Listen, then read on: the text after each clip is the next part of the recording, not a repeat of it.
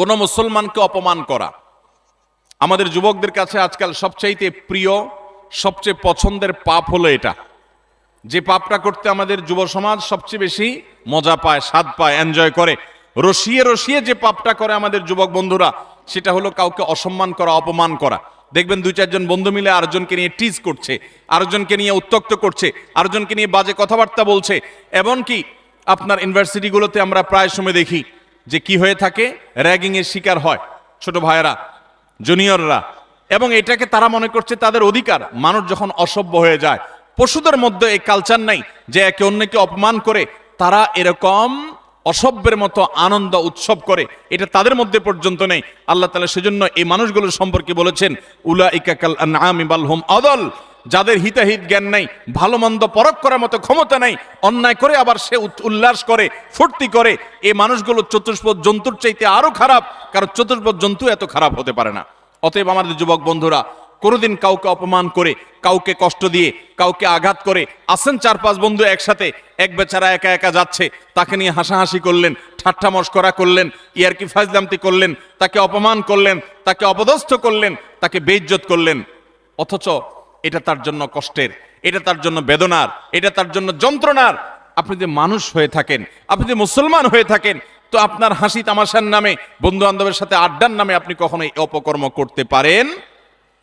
নবী করিম সাল্লাল্লাহু আলাইহি সাল্লাম বলেছেন, আবু দাউদে বর্ণিত হয়েছে, কোন মানুষ সে যদি আরেকজনকে অপমান করে এমন একটা জায়গায় যেখানে ওই লোকটা অপমান থেকে বাঁচার চেষ্টা করছে, সে চায় কেউ তার জন্য সাহায্যের হাত বাড়িয়ে দেখ, সেখানে আপনি তাকে আরো অপমান করলেন, তাহলে আপনি নিশ্চিত জেনে রাখেন, লিখে রাখেন, আপনার জীবনে এরকম পরিস্থিতি আসবে যে আপনি কোন পরিস্থিতিতে মানুষের সাহায্যের জন্য আপনি হাত বাড়াবেন, কিন্তু সাহায্য পাবেন না, পাবেন অপমান।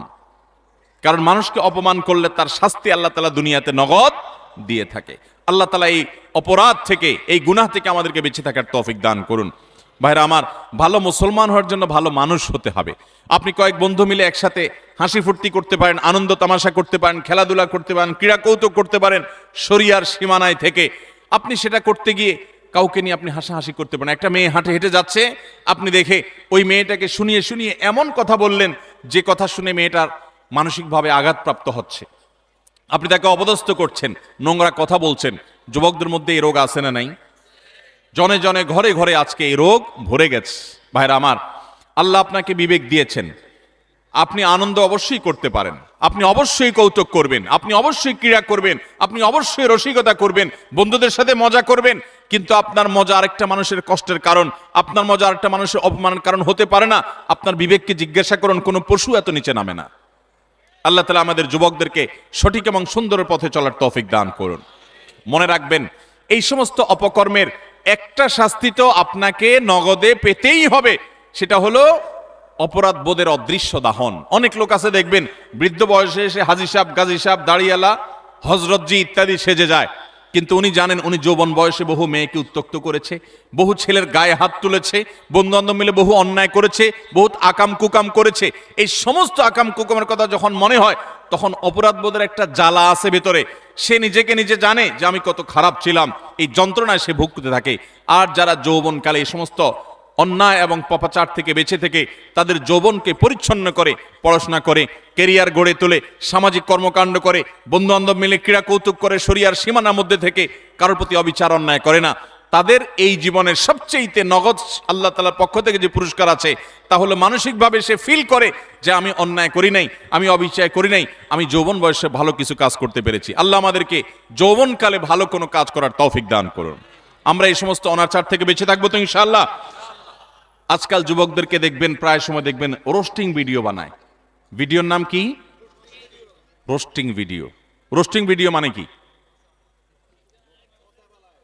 একজনকে রোস্ট করে। এতদিন আমরা শুনছি মুরগি রোস্ট করে, এখন পোলাপান কি রোস্ট করে? মানুষ রোস্ট করে। একটা মানুষের হয়তো কোনো ভুল হয়েছে, তার ভুল হলে অবশ্যই তার সমালোচনা হতে পারে, যৌক্তিক সমালোচনা হতে পারে, ভুল সংশোধন হতে পারে, ভুল শুধরানো হতে পারে, কিন্তু ভিডিও বানায়া তার চরিত্র হনন, তার ব্যক্তিগত বিষয় আসে তুলে এনে তাকে একেবারে মুরগিরে যেরকম রোস্ট করে, তার গোষ্ঠী উদ্ধার করার নাম হলো রোস্টিং ভিডিও। আমরা কোন সভ্যতায় বসবাস করছি? যুবকদের কাছে এই জিনিসগুলো খুব এনজয় করার মতো বিষয়। এগুলো দেখে আমরা অনেকে খুব হাসি, আমরা খুব আনন্দ পাই, খুব মজা পাই। আমাদের রুচি নষ্ট হয়ে গেছে। ভাইরা আমার, একজন মানুষ আরেকজন মানুষকে নিয়ে চরম অপমানকর কোনো কাজ কখনো করা, এটা কখনো সভ্য মানুষের কাজ এটা কখনো মুসলমানের কাজ হতে পারে? আল্লাহ তাআলা আমাকে আপনাকে এরকম সচেতন দায়িত্বশীল মুসলমান হওয়ার তৌফিক দান করুন। আমরা কোনো মানুষকে অপমান করব, আমরা কোনো মানুষকে কষ্ট দেব? আজ অনেক যুবক আছে বাবার বয়সী একজন মানুষের সাথে পর্যন্ত বেয়াদবের মতো আচরণ করে। রিকশাওয়ালা হতে পারে, তিনি রিকশা চালক, কিন্তু আপনার বাবার বয়সী, আপনার বড় ভাইয়ের বয়সী, আপনার চাইতে অন্তত আলটিমেট কমপক্ষে বড়, অ্যাটলিস্ট আপনার চাইতে সে সিনিয়র, কিন্তু দেখা যায় তার সাথে পর্যন্ত তুচ্ছ তাচ্ছিল্য করে, তুই তোকারি করে, যা তা বলে আমাদের যুবকরা আজকাল, অনেকে, আমি সবার কথা বলছি, অনেক যুবকরা আজকাল এমন আচরণ করে। আল্লাহ রাব্বুল আলামিন এই সমস্ত উদ্ভ্রান্তের জীবন, এই সমস্ত উচ্ছৃঙ্খলতার জীবন পরিহার করে আমাদেরকে সুন্দর জীবন যাপন করার তৌফিক দান করুন। ভাইরা আমার, একটা সুস্থ বিবেক অনেক বড় নেয়ামত, যে বিবেকের রাডারে ধরা পড়বে যে এটা অন্যায়, এটা ন্যায়। আমার কোনো বন্ধু একটা অপকর্ম করছে, আমি বুঝতে পারলাম আমার রাডারে ধরা পড়েছে এটা অন্যায়, আমি প্রতিবাদ করব, ওই বন্ধুকে প্রয়োজনে ত্যাগ করব, আমি একজন ভালো বন্ধু গ্রহণ করব। চেষ্টা করা যাবে না ইনশাআল্লাহ? যৌবনকাল বারবার আসবে না ভাইরা। যৌবনের যে পাগলামি, যৌবনের যে উচ্ছলতা, যৌবনের যে উন্মাদনা, আল্লাহর শপথ করে বলছি এটা চিরকাল থাকবে? থাকবে না, এটা চলে যাবে। কি করেছেন সে জিনিসটা কিন্তু ঠিকই থেকে যাবে, আপনার কর্মটা ঠিকই থেকে যাবে।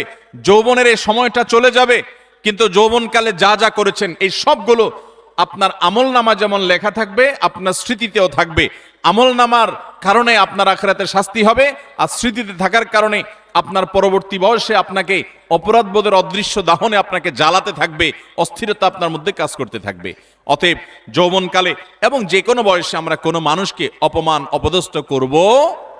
কোনো মানুষ বিপদে পড়েছে, হয়ে গেছে তার দ্বারা একটা কোনো সমস্যা, আপনি চান্স পেয়ে এবার তার 14 গোষ্ঠী উদ্ধার করা শুরু করলেন না ভাই।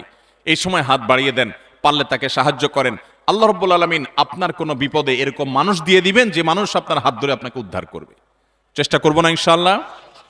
তাহলে 6 নম্বর অপরাধ এটি, যে কোনো মানুষকে অপমান করলে, কোনো মুসলমানকে অপমান করলে তার শাস্তি আল্লাহ রাব্বুল আলামিন দুনিয়াতে দেন। এবং যে ব্যক্তি কোনো বিপদে পড়া মানুষকে, যার দরকার সাহায্য, সে সাহায্যের জন্য হাহাকার করছে, ওই টাইমে তাকে আরো আঘাত করে, আরো আক্রমণ করে, তার রোস্টিং ভিডিও বানায়, তার চরিত্র হনন করে, তাকে অপমান অপদস্থ করে, এই ব্যক্তি তার যখন জীবনে এরকম পরিস্থিতিতে পড়বে, আল্লাহ তাআলা ঠিক একইভাবে অন্য আরেক পাপিষ্ঠকে দিয়ে আল্লাহ তাআলা তাকে সাইজ করবেন।